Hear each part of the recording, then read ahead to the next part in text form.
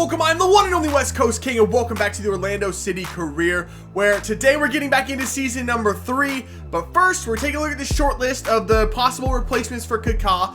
I saw your comments from last video. A lot of you were kind of high on Dries Mertens, as am I. He's probably my #1 target, like I said last time.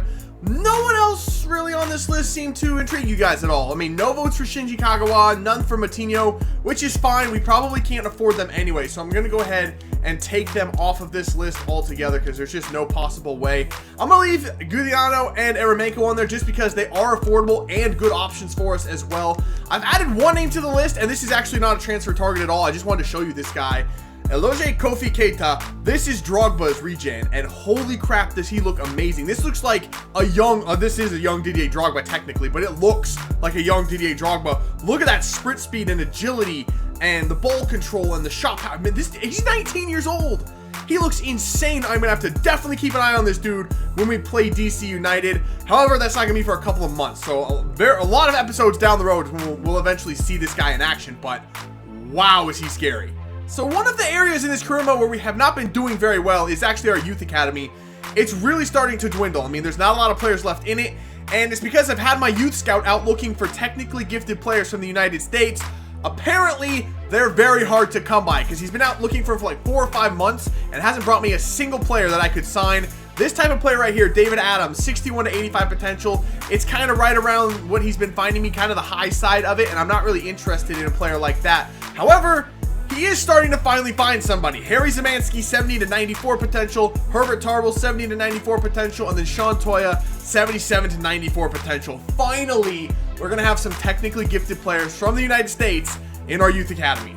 So still just 1 game into the season, and already the first player has come to me wanting a new contract. It's Cameron Carter-Vickers. This is actually one of the players that I am willing to give his contract to that he wants. He wants 20K a week. I'll give it to him. He's a crucial player on this team. As a matter of fact, I'm going to give him crucial first team players because he is that good. He is my highest rated center back, equal with Aurelian Collins. So we're giving him his contract, but we can't keep giving players contracts. Some of the players that come to me and want new contracts, I'm not gonna be able to do. So we're gonna have to make decisions on every one of them.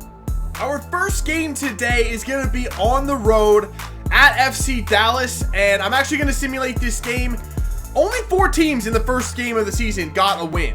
That means 4 teams also got a loss, and 12 teams drew. Dallas is one of the teams that drew. Honestly, I just don't know who's good and who's not this season. So right now we're just gonna simulate this game. Okay, I learned my lesson. We actually took a loss, and of course, an injury as well. All right.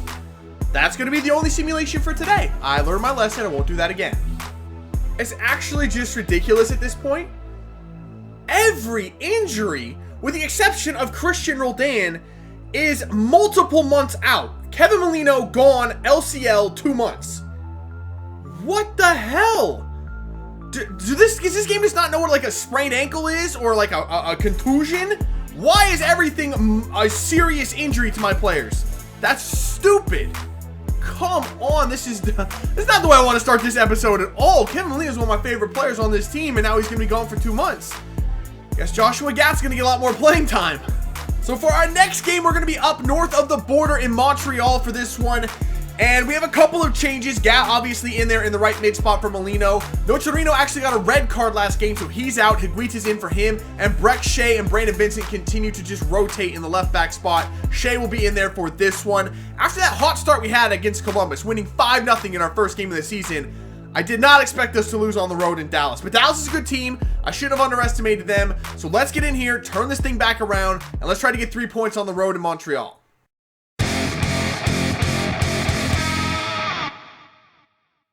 All right, here we go. Kickoff against Montreal.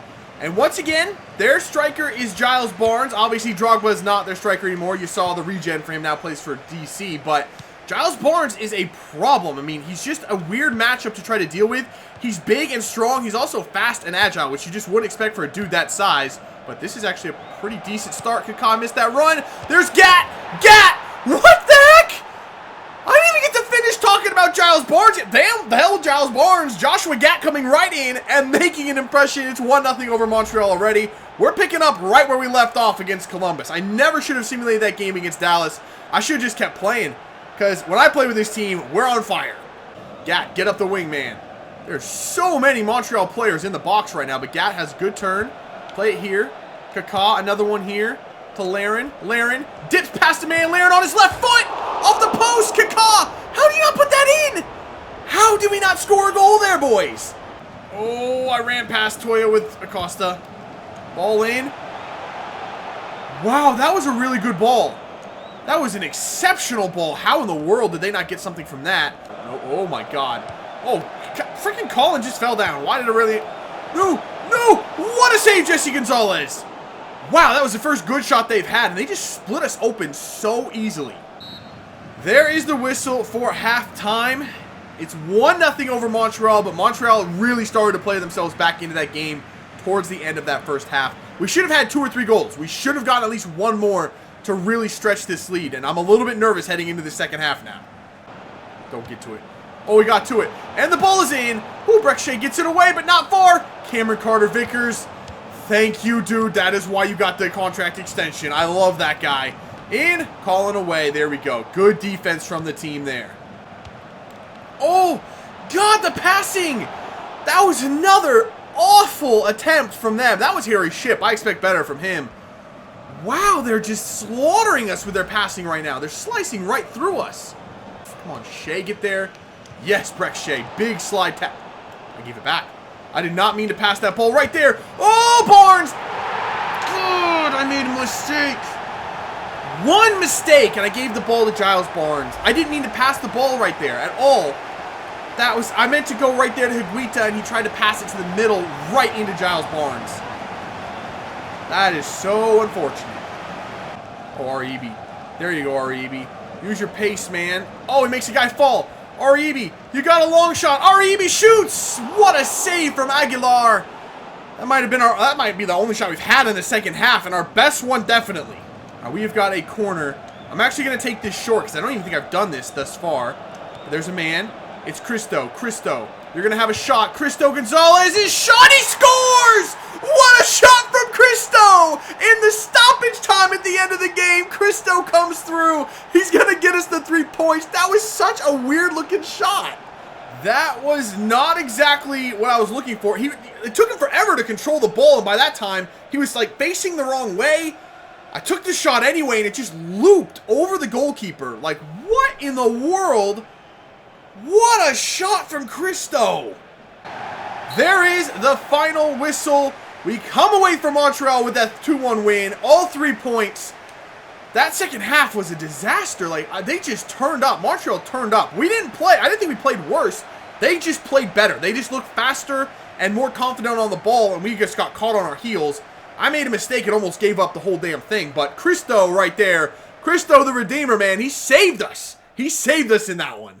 All right, so for our next game, we're back home in Orlando, and we're taking on the Houston Dynamo. They have 4 points through 3 games, a win, a loss, and a draw for them. I've made a couple of changes, actually quite a few changes, to our starting 11, just trying to get some guys some minutes early in the season. Opara, our highly touted right midfield prospect, is going to get the start in this one. Nocerino is back in there after his suspension. Across the back line, we have 3 new players. Scott, a good left back prospect, he asked for a game. I'm going to give it to him. Seb Hines is in there as well in place of Cameron Carter-Vickers, and Tyler Turner is going to get a game today at right back.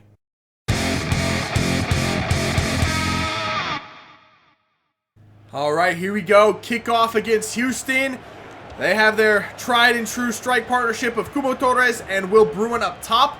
So I know we got some problems up there. I don't like the 2 striker sets in the MLS. You don't see them a lot, but they tend to be pretty effective in career modes.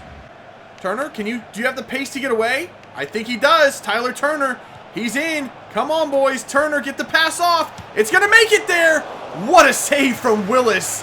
Turner got dumped on that play as well on the cross. I think that was Opara that was in there that almost got his goal.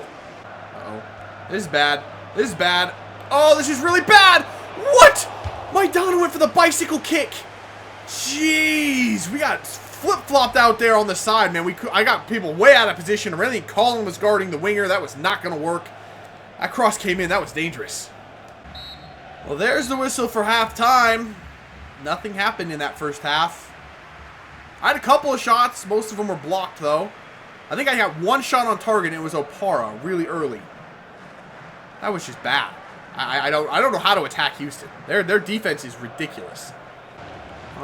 Come on, there we go. Far side. Wide open is Opara. Opara, bring it down. It's blocked. Again, how did that guy even get there?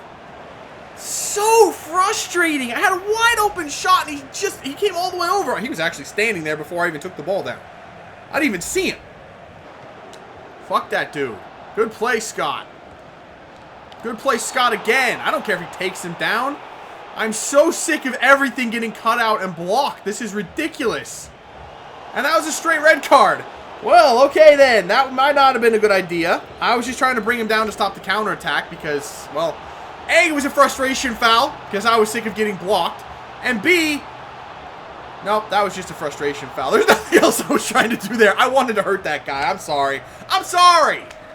Oh, for the love of fuck. Oh, Nocerino.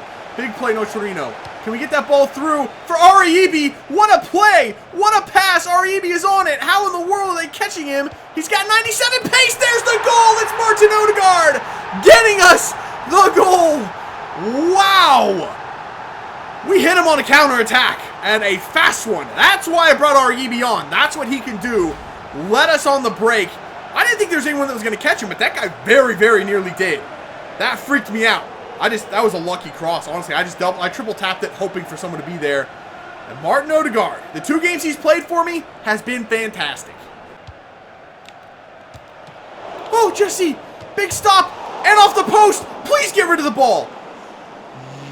Yo, how are we still winning this game?